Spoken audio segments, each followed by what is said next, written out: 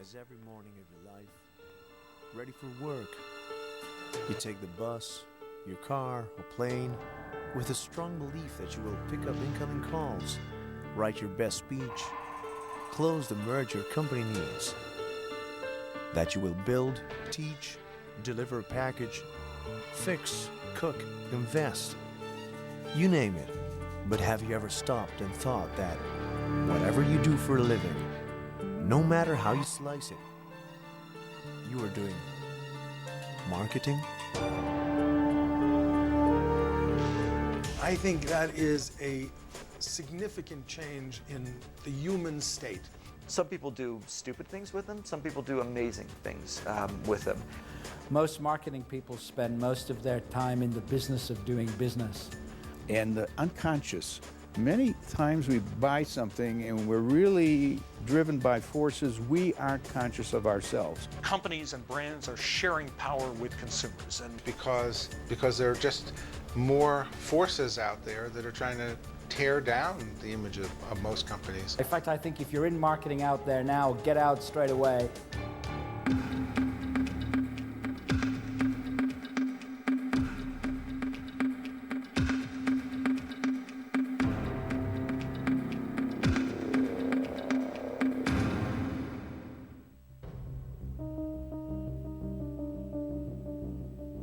Marketing is changing. Obviously, it is a citizen of the world we live in, a world in flux. Down from the kingdom of its inaccessible yet invisible tower, it is now the layman behind us, next to us, inside each and every one. Yes, maybe marketing, just like information, is getting more democratized day after day. But do you realize what that really means? Have you seized in its full dimension the impact this change has on your work, your choices, your decisions, your career? Really? Haven't you noticed that you can't avoid marketing? I don't think we do a good enough job understanding the present. We don't do a good enough job understanding how we've changed today. If you watch how marketing is done and how a new product is launched and all the collateral material and the ads that have to be put out and reaching retailers and then final customers, you'll see a lot of waste. You'll see a lot of committee work, a lot of redoing and so on. The other thing is we're imprisoned by this word selling, because everyone has bad examples of the telemarketer who calls them at home when they're trying to eat their meal and tries to sell them something. We know about ways in which selling is cheating and lying and stealing. So these bad low-level experiences have given a bad reputation. Oftentimes, I find people are 10 and 15 years behind the trends. They're operating on a picture in their head of the way society is rather than how it's really changed. When marketing had control of the channel, you could develop a marketing plan. But I think now marketing has to become something that is defined by analytics, and I think it's also something that's defined by social participation. if you buy that basic logic, then increasingly the ways in which consumers are shaping their attitudes, the way in which they are determining their own behaviors with respect to brands, is increasingly being shaped by consumers' interaction with one another. And so I really believe that the relationship you have with brands comes from the bottom up. It comes from where you were born, your environment, your education, the values of your society. So I think people do respond differently. So the world of marketing is now going to be much, much closer to a partnership with the people that you want to market to. Will be from the grassroots back up. by being a member of the society of customers rather than somebody marketing straight to them. In fact, I think if you're in marketing out there now, get out straight away, redefine yourselves. I think consumers are not going to be marketed at anymore. With this flurry of discussion taking place, it may seem obvious, even naive to believe, to suggest that in this hyper-connected century, somebody could ever live without the more and the less visible manifestations of marketing.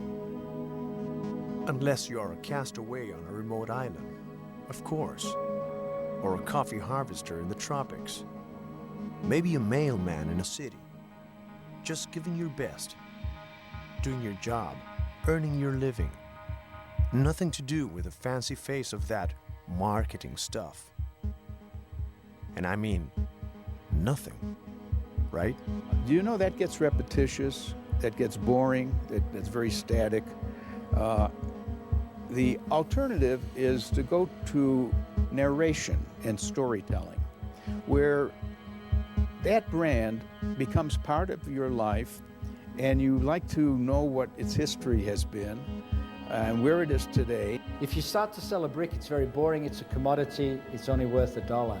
If instead you sell the dream of creating the perfect home for you and your partner and your family, wow, that's a different emotional promise. But I realized that we didn't have to speculate about the way, about what tomorrow is going to bring. We didn't have to, just resort to good stories or anecdotes or examples. We actually had sort of, broad statistical evidence that the internet was changing our culture and our economy.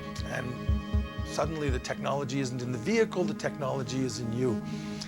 That's a change in the way all technologies work, and that can happen in homes, that can happen in markets, that can happen in post offices, and that can happen in apartments. A lot of marketing research is now becoming ethnographic with cameras in the home, and so marketing research is also moving in another direction, which is getting at the emotions and the unconscious.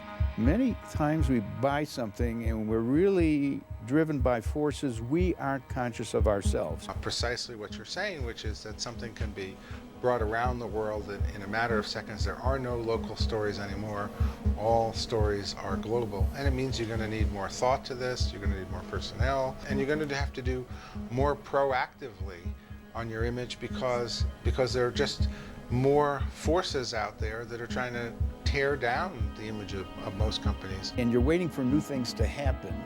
And you're using metaphors, you're using events, you're distributing it through conversations on the internet, and before you know it, the brand becomes a story that you feel is almost personal. Do I like them? Do I trust them? Do I believe in them? Do I love them?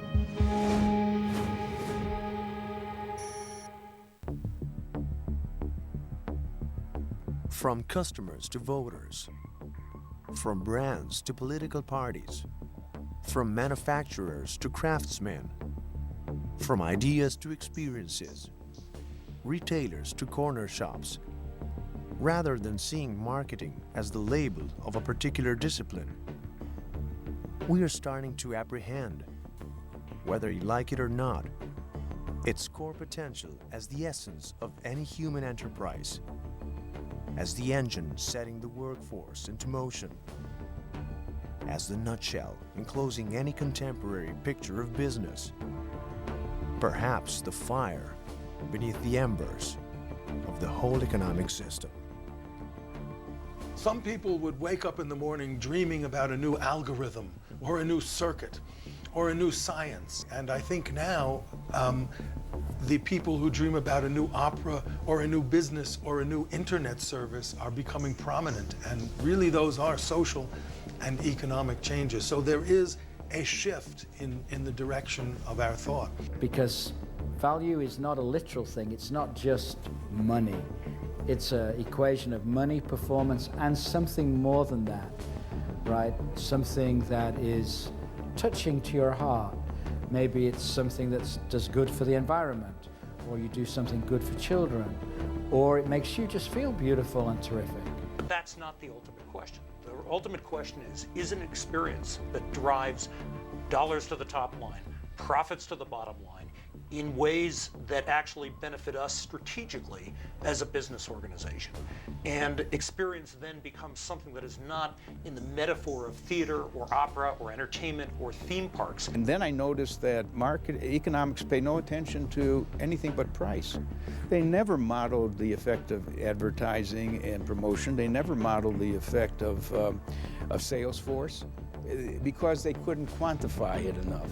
And so there was a big gap in what I would call market economics. In the past, a discipline like marketing, we had a lot of knowledge, we had a lot of measurement, things that were teachable. And because of that, we could mount programs to give people qualifications. But we produce marketing graduates because we have marketing knowledge that the academics can teach. Well, I don't know what they understand, but I do have a sense of what they're teaching. And they're typically not teaching this, which is a shame, because I think economics is the best lens through which to observe these changes. Economics is really just, the study of incentives and how people behave under incentives, and which is in that realm of all of those interactions that make up our attitudes and behaviors, or shape consumer attitudes and behaviors about brand.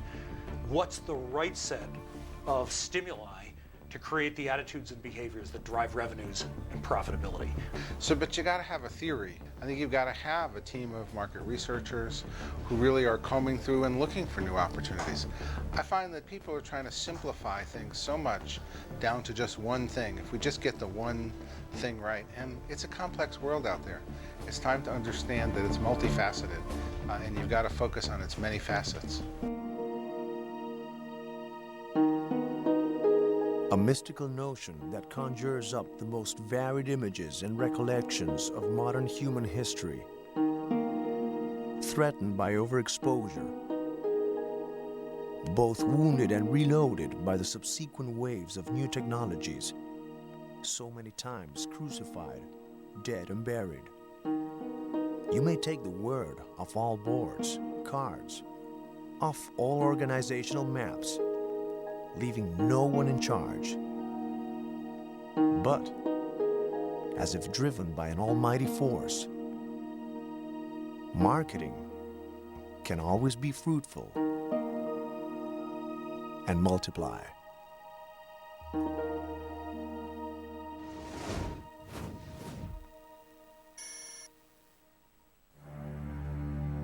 In the beginning, men ate freely from every tree of God's heavenly planet.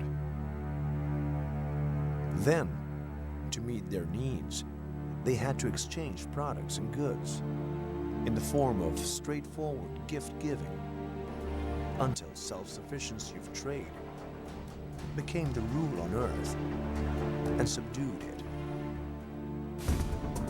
And then there were prices, and the market was born.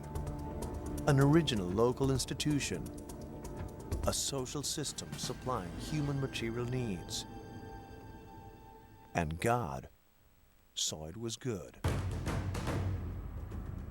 Traditional definition of economics is the science of choice under scarcity. The scarcity terms turn to zero in the economics equations, and you get divided by zero errors. It's not a good framework for understanding that. Now you can expand your definitions of economics to behavioral economics, and then it gets easier.